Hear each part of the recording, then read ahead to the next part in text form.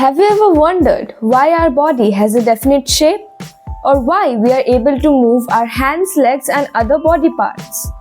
Let us discuss by understanding a most important system of our body, the skeletal system.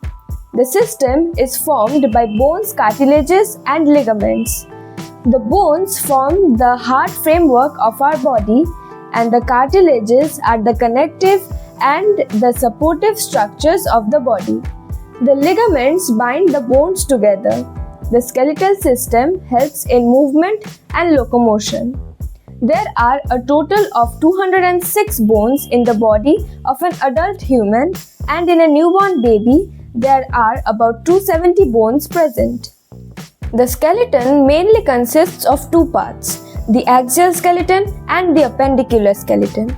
The axial skeleton consists of the skull, the vertebral column, the sternum and the ribs, whereas the appendicular skeleton consists of the forelimbs, the hind limbs, the pelvic girdle and the shoulder girdle.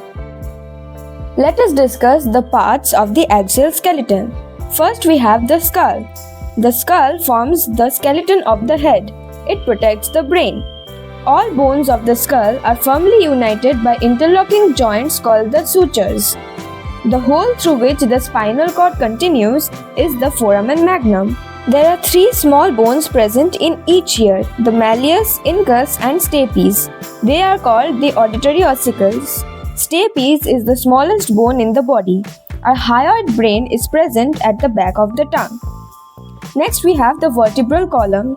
It is the backbone and encloses the spinal cord. The cervical vertebrae are the first vertebral bones present in the vertebral column.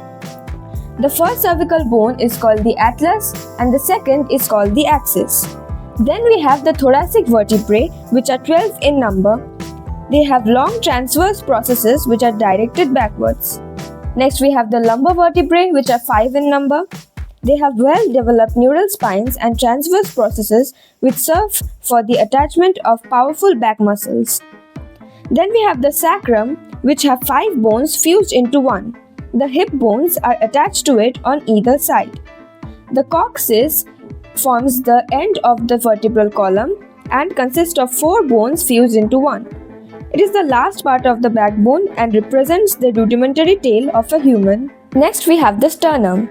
The sternum is a long flat bone which is present in the middle of the chest. Then let's discuss the ribs. There are a total of 12 pairs of ribs. The first 7 pairs of ribs are attached directly to the sternum. They are known as the true ribs. The 8th and the 9th and the 10th pairs do not attach directly to the sternum, and the 11th and the 12th pairs are called the floating ribs. Now let's discuss the parts of the appendicular skeleton. First we have the forelimbs, which form the bones of the arm. On the upper arm we have the humerus, which is present one on each arm. And on the lower arm we have 2 bones, the radius and the ulna. Then we have the carpals in the wrists and the metacarpals on the palm. In the fingers we have the phalanges. There are a total of 8 carpals present in each wrist, 5 metacarpals in each palm, and a total of 14 phalanges in each fingers, 2 in the thumb and 3 in the other 4 fingers. Next we have the hind limbs. The hind limbs forms the skeleton of the legs. We have the femur in the thigh, 1 in each leg, and in the shank we have 2 bones, the tibia and the fibula. We have 7 tarsals each in one leg, 5 metatarsals in the middle of the foot of each leg, and 14 phalanges in the toes, 2 in the greater toe and 3 in the other 4 toes. In the legs skeleton we also have a kneecap, which is known as the patella in the knee. The femur is the longest bone in the human body and the tibia is the strongest bone in the human body. Then we have the shoulder girdle, which consists of 4 total bones, 2 scapula and 2 clavicle or collarbones. The glenoid cavity of scapula is where the upper head of the humerus is fitted. Next we have the pelvic girdle. which consists of two total bones. The pelvic girdle consists of two hip bones. Each hip bone consists of the ilium, ischium, and pubis. The acetabulum cavity of the hip bone is where the upper head of the femur is fitted. The ligaments join all these bones together. The point at which two separate bones meet is called a joint. The joints enable parts of the body to move.